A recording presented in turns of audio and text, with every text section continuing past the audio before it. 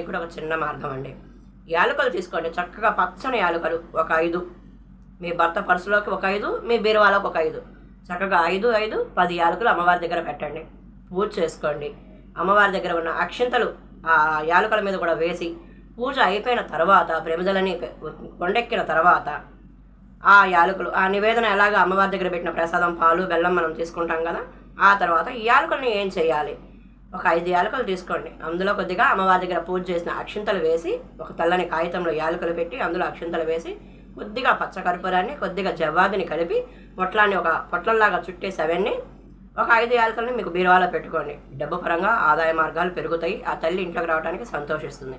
అలాగే ఒక 5 యాలకుల్లో కొంచెం అక్షంతలు జవ్వాది పచ్చకర్పూరం అన్నింటినీ కలిపి ఒక పొట్లంలాగా కట్టి మీ భర్త పర్సులో పెట్టుకోమని ఇవ్వండి.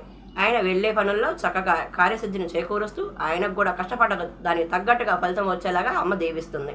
మరి ఇంతకన్నా మనకు కావాల్సింది ఏముంది? కార్యసిద్ధి చేకూరుతుంది, మనం చేసే పనుల్లో విజయం చేకూరుతుంది, ఆదాయ మార్గాలు పెరుగుతాయి. ఇటువంటి సద్వినియోగం చేసుకునే ఈ మంచి అవకాశాన్ని మిస్ చేసుకోకుండా ప్రతి ఒక్కళ్ళు ఈ అమావాస్య కూడినటువంటి శుక్రవారాన్ని చేసుకుంటూ చక్కగా అమ్మవారిని ఆరాధించి అమ్మ ఆశీస్సులు పొందుతారని కోరుకుంటున్నాను. మరి చూస్తున్న ప్రతి ఒక్కళ్ళు మీ సపోర్ట్ నాకు ఇస్తారని అనుకుంటున్నాను. మరొక వీడియోలో మళ్ళీ కలుద్దాం.